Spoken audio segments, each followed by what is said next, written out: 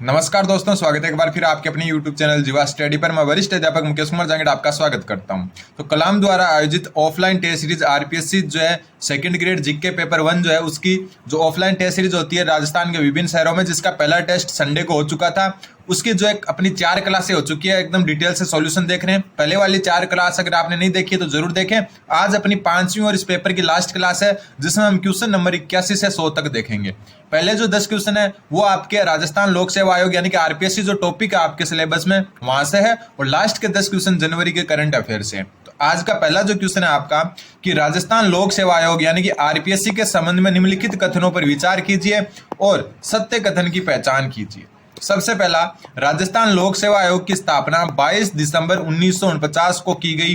तो बिल्कुल सही बात है, राजस्थान लोक सेवा आयोग है, इसकी स्थापना जो है आपकी की गई 22 दिसंबर 1949 को। अब एक बात और ध्यान रख लेना, जो आरपीएससी या फिर हम जो है राज्य लोक सेवा आयोग है या यूपीएससी, इनका जो प्रावधान है वो संविधान का जो है भाग 14 उसमें है। किसमें? भाग 14 में। और अगर बात करें अनुच्छेद की तो ये अनुच्छेद 315 से लेकर 323 तक है। ठीक है। राजस्थान लोक सेवा आयोग, यहाँ हम कह सकते हैं जो स्टेट पीसीएस होते हैं यानी कि जो है राज्य लोक सेवा आयोग, हर राज्य के लिए लोक सेवा आयोग होगा। इस चीज का प्रावधान जो है संविधान के भाग 14 के अनुच्छेद 315 से लेकर 323 तक किया गया है। ठीक है। और राजस्थान लोक सेवा आयोग है, इसकी स्थापना 22 दिसंबर 1949 को की गई। और एक चीज जो क्वेश्चन पूछे जाते हैं, आजादी से पहले यानी कि स्वतंत्रता से पहले राजस्थान की 3 रियासतों में, स्वतंत्रता से पहले जो है 3 रियासतों में लोक सेवा आयोग थे। 3 रियासतों में क्या थे? लोक सेवा आयोग थे। ये भी बात आपको ध्यान में रखनी है। लोक सेवा आयोग कितने रियासतों में थे? 3 में, स्वतंत्रता से पहले। वो 3 रियासतें कौन कौन सी थी? नाम ध्यान रख लेना, जोधपुर, जयपुर और बीकानेर। ये 3 रियासतें ऐसी थी जिनमें आजादी से पहले ही लोक सेवा आयोग की क्या की गई थी?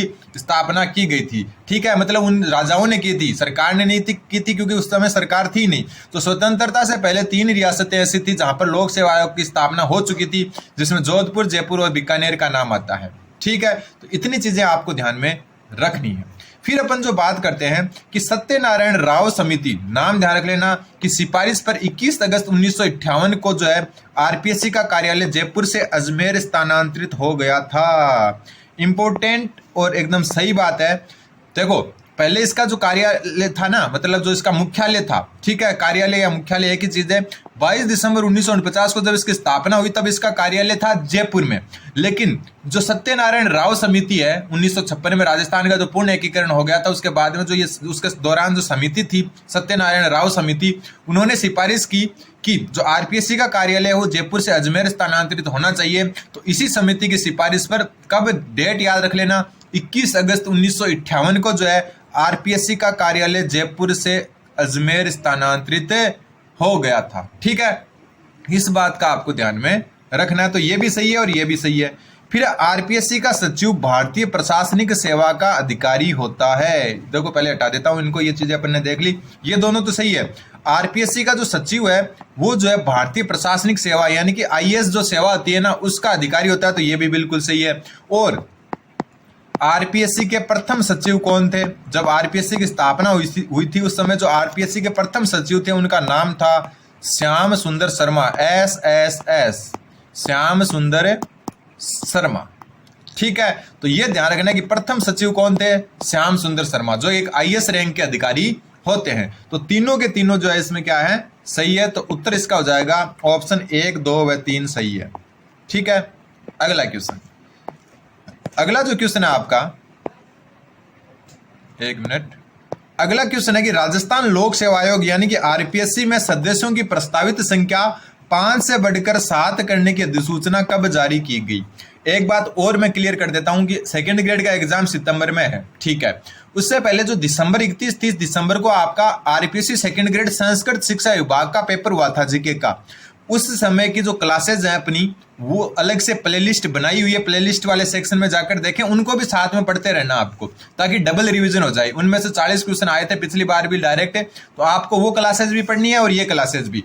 तो देखो, सदस्य संख्या जो है 5 से बढ़कर 7 कब की गई ये पूछा है, तो अपन पूरा जान लेते हैं। सबसे पहले 1949 में जब इसकी स्थापना हुई थी तब एक अध्यक्ष और 2 सदस्य थे। क्या थे?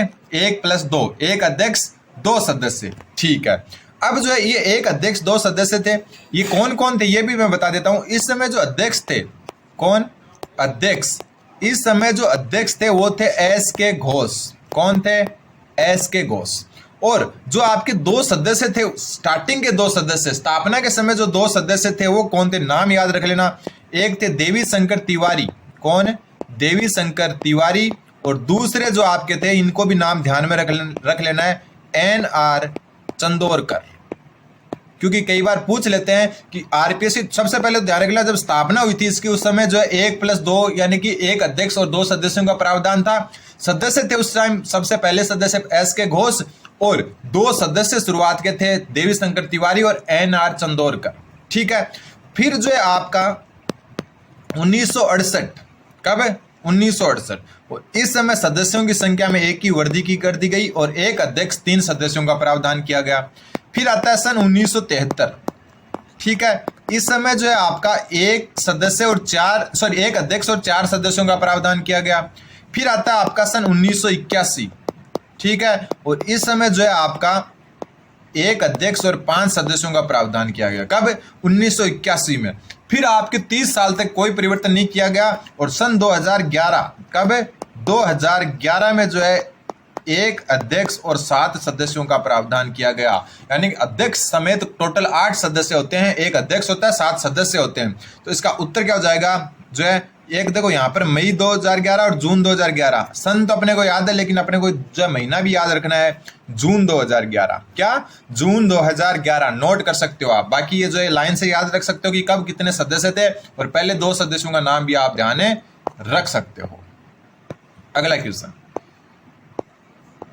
अगला क्वेश्चन है, राजस्थान लोक सेवा आयोग यानी कि आरपीएससी के संबंध में निम्नलिखित में से असत्य कथन का चयन कीजिए। सबसे पहला, आरपीएससी के अध्यक्ष व सदस्यों को राष्ट्रपति सर्वोच्च न्यायालय द्वारा की गई जांच अनुशंसा के आधार पर पद से हटा सकता है। तो बिल्कुल सही बात है। ठीक है, आरपीएससी के अध्यक्ष और सदस्यों को जो है पद से हटाने का अधिकार किसको होता है? राष्ट्रपति को होता है, जो सर्वोच्च न्यायालय की सुप्रीम कोर्ट द्वारा जो है की गई जांच अनुशंसा के आधार पर कर सकता है। फिर बात करें, आरपीएससी के अध्यक्ष व सदस्यों की नियुक्ति राज्यपाल द्वारा की जाती है। तो यह भी बिल्कुल सही है। तो यहां पर एक चीज आपको क्या समझ में आई? नियुक्ति कौन कर रहा है? राज्यपाल। लेकिन हटाता कौन है इसको?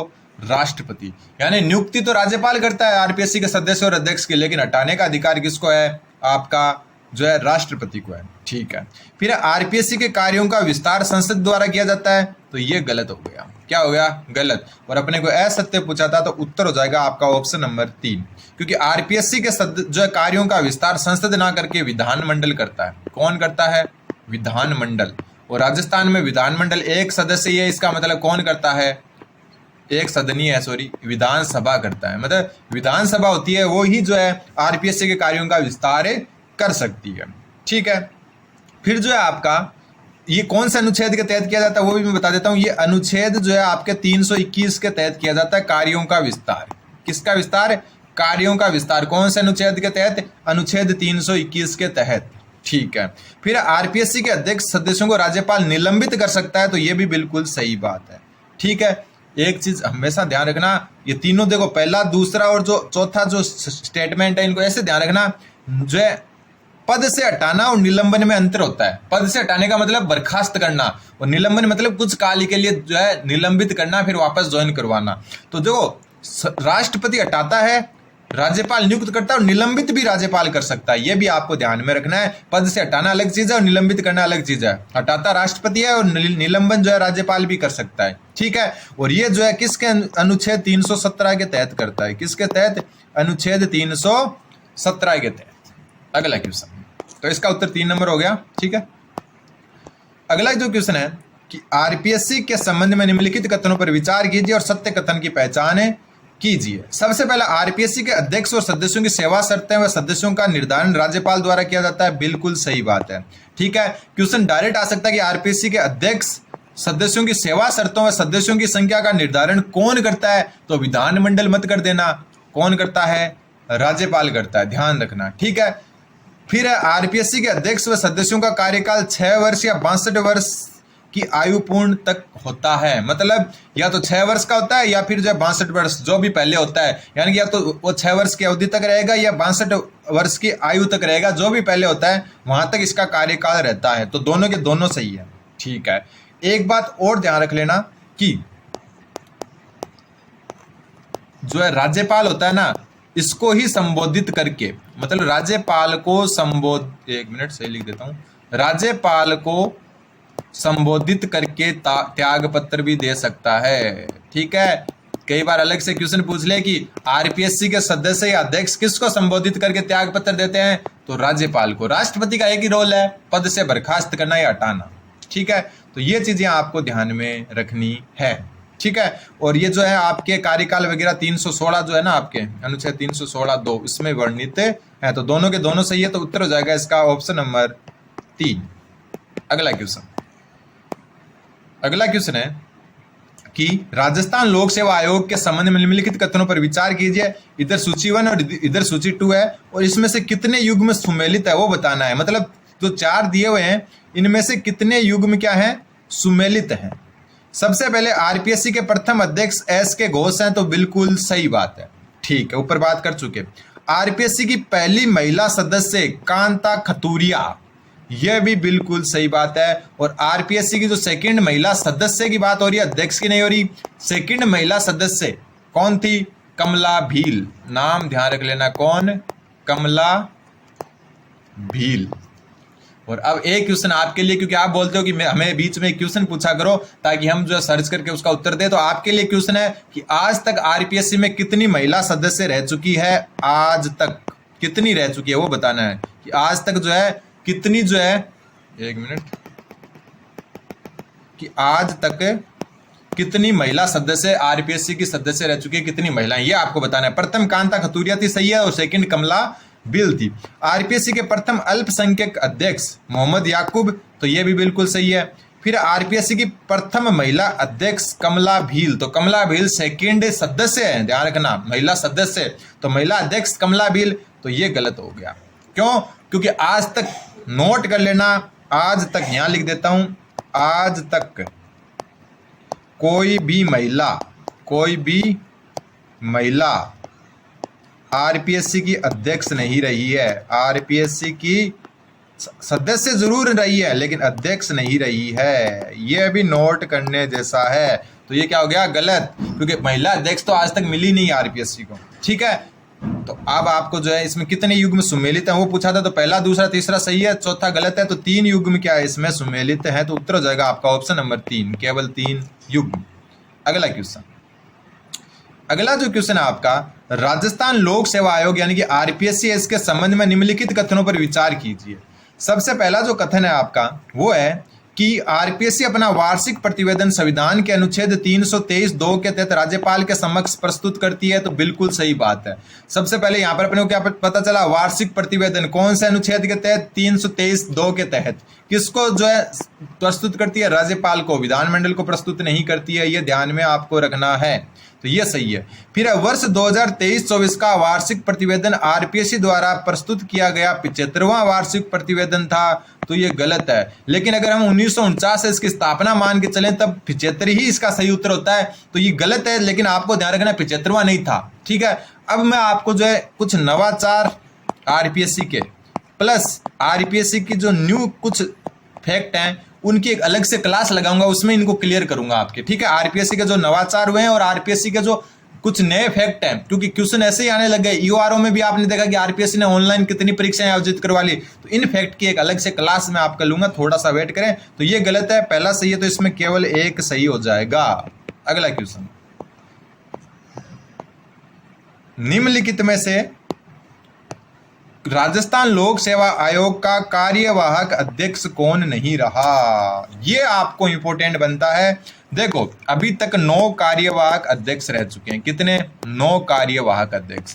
अब इनके नाम आप याद नहीं रख सकते, लेकिन इनके जो पीछे के सरनेम है ना वो याद रख लेना। लाइन से लिखवा रहा हूं। सबसे पहले प्रथम जो है आपके कौन थे, LL जोशी। ठीक है, तो आपको नाम याद रख लेना, जोशी। 2 नंबर कौन थे, SC सिंगारिया। लाइन से है, नाम जो क्रम से भी पूछ लेते कई बार। आरपीएससी सेकंड ग्रेड का सबसे हार्ड जो चीजें होती है ना, पॉलिटी होती है, इतने खतरनाक क्वेश्चन पूछते हैं, समझ से बाहर कर देते हैं। तीसरा है एस टाक, देखो जोशी सिंगारिया टाक, नाम याद रख लेता। चौथे जो है आपके वो है HL मीणा। पांचवें जो है आपके वो है CR चौधरी। और CR चौधरी के बारे में एक बात बता देता हूं मैं, जो है ये कार्यवाहक प्लस पूर्णकालिक दोनों प्रकार के अध्यक्ष रहे हैं, दोनों टाइप के क्या रहे हैं, अध्यक्ष। मतलब एकमात्र ऐसे अध्यक्ष जो है व्यक्ति जो कार्यवाहक अध्यक्ष भी रहे हैं आरपीएससी के और पूर्णकालिक भी रहे हैं। ठीक है, पूर्णकालिक मतलब जो नॉर्मल अध्यक्ष होता है वैसे भी रहे, और कार्यवाहक यानी कि जो कार्यवाहक मतलब जो इमरजेंसी में बनाए जाते हैं कार्यवाहन के लिए। तो दोनों प्रकार CR चौधरी एकमात्र व्यक्ति है जो आरपीएससी के कार्यवाहक प्लस पूर्णकालीन दोनों प्रकार के अध्यक्ष रहे हैं। ठीक है, नाम नंबर से याद रख लेना। छठे जो आते हैं वो आते हैं आपके RD सैनी। ठीक है, थोड़ी जगह कम है, इधर लिख देते हैं। सातवें आते हैं शिव सिंह राठौड़, शिव सिंह राठौड़। आठवें जो आते हैं जसवंत राठी, जसवंत राठी। और नौवें जो वर्तमान में है अध्यक्ष, ठीक है, कैलाश चंद्र मीणा, कैलाश चंद्र मीणा। ये वर्तमान के जो है अध्यक्ष हैं, वैसे कार्यवाहक अध्यक्ष हैं, लेकिन ये क्या है आपके वर्तमान के। ठीक है, वर्तमान के कार्यवाहक अध्यक्ष हैं। तो कैलाश चंद्र मीणा, जसवंत राठी बिल्कुल, शिव सिंह राठौड़ बिल्कुल। तो बच्चे कौन, संजय कुमार श्रोत्रिय। ठीक है, तो ये उत्तर हो जाएगा आपका ऑप्शन नंबर 4, क्योंकि ये पूर्णकालिक अध्यक्ष थे। अगला क्वेश्चन, राजस्थान लोक सेवा आयोग के अध्यक्ष जो राजस्थान हाईकोर्ट के जो है मुख्य न्यायाधीश भी रहे। ठीक है, राजस्थान लोक सेवा आयोग यानी कि आरपीएससी के अध्यक्ष जो राजस्थान हाईकोर्ट के मुख्य न्यायाधीश भी रहे। और इसका जो उत्तर हो जाएगा आपका वो जाएगा ऑप्शन नंबर 2 SK घोष, यानी कि प्रथम ही जो अध्यक्ष थे वो राजस्थान हाईकोर्ट के मुख्य न्यायाधीश भी थे। और एक बात ध्यान रखना, BL रावत सबसे कम समय, सबसे न्यूनतम कार्यकाल अध्यक्ष के रूप में, सबसे न्यूनतम कार्यकाल अध्यक्ष के रूप में किसका था, कार्यकाल किसका था, BL रावत का, मात्र 34 दिन। कितना, 34 दिन। LL जोशी अभी बात करके आए, प्रथम कार्यवाहक अध्यक्ष थे ये। ठीक है, अगला क्वेश्चन, अगला जो क्वेश्चन है आपका, राजस्थान लोक सेवा आयोग के सामने निम्नलिखित में से असंगत युग्म का चयन कीजिए। इधर प्रावधान है, इधर संबंधित अनुच्छेद है। आरपीएससी के सदस्यों की जो नियुक्ति होती है, आरपीएससी के सदस्यों की नियुक्ति होती है अनुच्छेद 316 के तहत, बिल्कुल सही है। आरपीएससी के सदस्यों की सेवा शर्तें अनुच्छेद जो है 318 के तहत, बिल्कुल सही है। आरपीएससी का वार्षिक प्रतिवेदन, ऊपर बात करके है राज्यपाल को प्रतिवेदन, कौन से अनुच्छेद के तहत, तो ये गलत हो गया और असंगत पूछा था, उत्तर हो गया ऑप्शन नंबर 3, क्योंकि ये अनुच्छेद 323 के अंतर्गत होता है। तो 322 क्या कहता है, 322 आयोग का जो व्यय होता है, खर्च होता है, उसको दर्शाता है, आयोग का व्यय। तो आरपीएससी का वार्षिक प्रतिवेदन लास्ट अनुच्छेद जो है इस भाग 14 का 323 उसके तहत होता है। फिर आरपीएससी के अध्यक्ष एवं सदस्यों को पद से हटाना, तो ये भी ऊपर चर्चा कर चुके, 317। तो उत्तर हो जाएगा इसका ऑप्शन नंबर 3।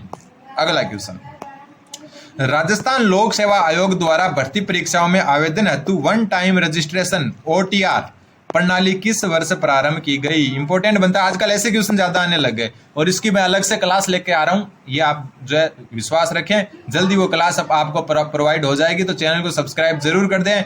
तो राजस्थान लोक सेवा आयोग द्वारा भर्ती परीक्षाओं के आवेदन हेतु वन टाइम रजिस्ट्रेशन प्रणाली यानी कि OTR प्रणाली जो है किस वर्ष से लागू की गई, तो इसका उत्तर हो जाएगा वर्ष 2022 से। अशोक गहलोत जो है मुख्यमंत्री थे तब। ठीक है, अब जो है जनवरी के करंट अफेयर्स है और करंट अफेयर्स में अपने को ज्यादा जो है डिटेल से जानने की जरूरत नहीं है। तो आप पहला क्वेश्चन है, annual state of education report यानी कि रूरल 2024 के संबंध में निम्नलिखित कथनों पर विचार कीजिए और सत्य कथन बताना है। बात हो रही है annual state of education report.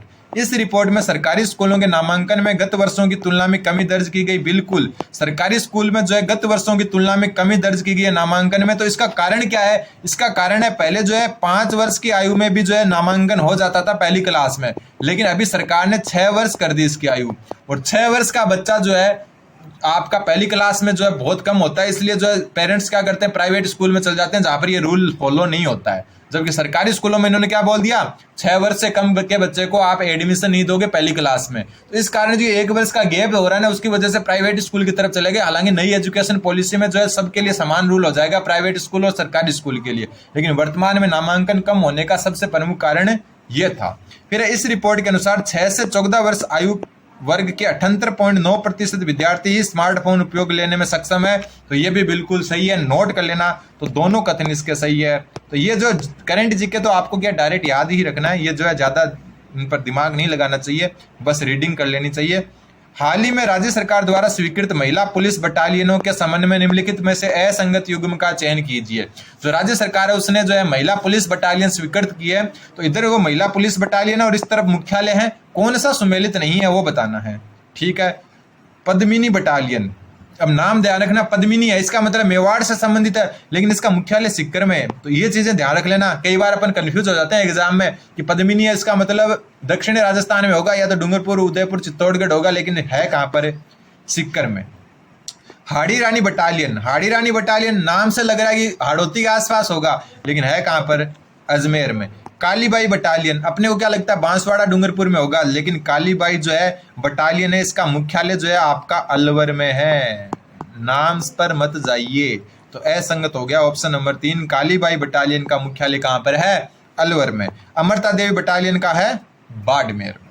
अगला क्वेश्चन, ये करंट के क्वेश्चन है, जल्दी जल्दी देख लेते हैं। जनवरी 2025 में भारत सोलर एक्सपो, नाम ध्यान रख लेना, भारत सोलर एक्सपो के दूसरे संस्करण का आयोजन कहां किया गया। तो भारत सोलर एक्सपो के दूसरे जो है संस्करण का आयोजन जनवरी 2025 है उसमें किया गया आपका JECC जयपुर में। अगला क्वेश्चन,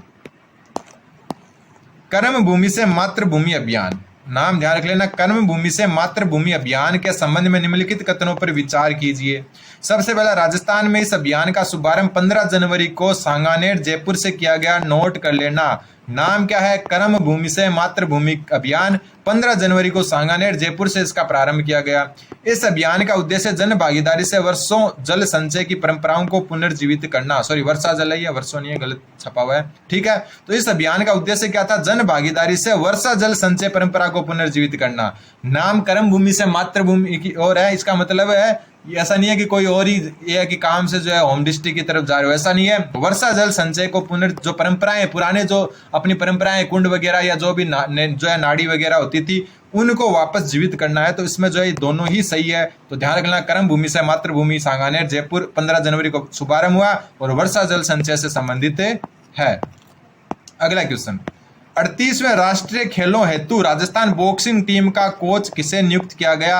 राजस्थान बॉक्सिंग टीम का कोच पूछा है, तो इसका उत्तर हो जाएगा मनीषा चाहर को। ठीक है, मनीषा चाहर को 38वें राष्ट्रीय खेलों के लिए जो है राजस्थान बॉक्सिंग टीम का कोच नियुक्त किया गया है। फिर आपका क्वेश्चन नंबर 96, एग्रीस्टेक योजना के संबंध में निम्नलिखित कथनों पर विचार कीजिए। सबसे पहला, ये योजना दिसंबर 2024 में पायलट प्रोजेक्ट के तौर पर सीकर जिले से प्रारंभ की गई। तो बिल्कुल सही बात है, ये योजना आपकी जो है 2024 में, दिसंबर 2024 में सीकर जिले से जो है प्रारंभ की गई पायलट प्रोजेक्ट के रूप में, बिल्कुल सही है। इस योजना के अंतर्गत फार्मर रजिस्ट्री द्वारा कृषकों को आधार के समान डिजिटल किसान आईडी प्रदान की जाती है, बिल्कुल सही। अभी आपने देखा होगा गाँव में जो है कैंप लगे थे, एक आईडी बन रही है, किसान आईडी, फार्मर आईडी कह रहे हैं, तो वो बनाने वाली उस आईडी जो है योजना, उसका नाम था एग्रीस्टेक योजना, जो दिसंबर 2024 से सीकर से शुरू हुई थी पायलट प्रोजेक्ट के रूप में। और ये योजना जो है भारत सरकार की योजना है, किसकी है, भारत सरकार या केंद्र सरकार की, जिसको जो है राज्य सरकार संचालित करती है मिलकर। तो ये केवल राज्य सरकार की योजना है, तो बिल्कुल गलत है। तो पहला और दूसरा सही है, क्योंकि ये भारत सरकार की योजना है जिसको राज्य सरकार संचालित करती है, केवल राज्य सरकार की नहीं है। तो पहला दूसरा सही है। पायलट प्रोजेक्ट के रूप में सीकर जिले से एग्रीस्टेक योजना शुरू की गई, जिसमें ये जो है फार्मर आईडी बनाने का काम है हो रहा होगा, आपके गाँव में भी हुआ होगा। ठीक है, फिर देश का दूसरा सबसे बड़ा टेलीस्कोप, किसका, देश का दूसरा सबसे बड़ा टेलीस्कोप जिसका नाम है ब्रह्मा, कहाँ स्थापित किया गया है। तो देश का दूसरा सबसे बड़ा टेलीस्कोप ब्रह्मा जो है आपका माउंट आबू सिरोही में क्या किया गया है, स्थापित किया गया है। अगला क्वेश्चन है, पद्म पुरस्कार 2025 के विजेताओं के संबंध में निम्नलिखित कथनों पर विचार कीजिए और सही कितने युग्म सुमेलित है वो बताना है। सबसे पहले इधर विजेता और इधर संबंधित क्षेत्र दिए हुए हैं। सबसे पहले सीन काफ निजाम, इनको सामाजिक कार्य के लिए नहीं दिया गया, इनको साहित्यिक यानी कि जो उर्दू के शायर हैं साहित्यिक जो कार्य के लिए दिया गया है। तो पहला तो क्या हो गया, गलत हो गया। सीन काफ निजाम को मिला है लेकिन किसके लिए, साहित्यिक कार्य के लिए, ना कि सामाजिक कार्य के लिए। बतूल बेगम को कला के क्षेत्र में मिला है, बिल्कुल सही है। बैजनाथ महाराज को आध्यात्मिकता के लिए मिला है, बिल्कुल सही है। तो दूसरा तीसरा सही है, पहला गलत है, तो ध्यान रख लेना, मिला तीनों को ही है, ठीक है। तो उत्तर हो जाएगा केवल 2 युग्म सुमेलित हैं। अगला क्वेश्चन, हाल ही में हस्तशिल्प एक्सपो 2025 का आयोजन कहाँ किया गया है। तो आपको पता ही है हस्तशिल्प से रिलेटेड एक ही नाम आपके दिमाग में आना चाहिए, बोरनाडा या बोरनाडा जोधपुर। तो हस्तशिल्प एक्सपो का आयोजन कहाँ किया गया, बोरनाडा जोधपुर में किया गया। और लास्ट क्वेश्चन है इस पेपर का, फिर हम जो कल जो टेस्ट होने वाला संडे को, उसको हम परसों से या कल शाम से देखेंगे। अगला जो क्वेश्चन है, केंद्रीय संस्कृति मंत्रालय व एक्टर्स थिएटर एट राजस्थान, दोनों का नाम ध्यान रख लेना। केंद्रीय संस्कृति मंत्रालय और एक्टर्स थिएटर एट राजस्थान के संयुक्त तत्वाधान में राजरंगम के 7वें संस्करण का आयोजन कहाँ किया गया। ये कोई कार्यक्रम है राजरंगम, इसका 7वां संस्करण जो है उसका आयोजन जो है आपका जवाहर कला के अंदर जयपुर में किया गया। तो ये माइनर टेस्ट 1 जो कलाम द्वारा ऑफलाइन आयोजित हुआ था उसका पूर्णतः सॉल्यूशन अपन ने देख लिया है। चैनल को सब्सक्राइब करें और कुछ क्लासेस जो टॉपिक है अपडेटेड क्लासें वो जल्दी आपको मिलती जाएगी। और संस्कृत डिपार्टमेंट वाली प्लेलिस्ट को भी जरूर देखें। धन्यवाद, बने रहे जीवा स्टडी के साथ।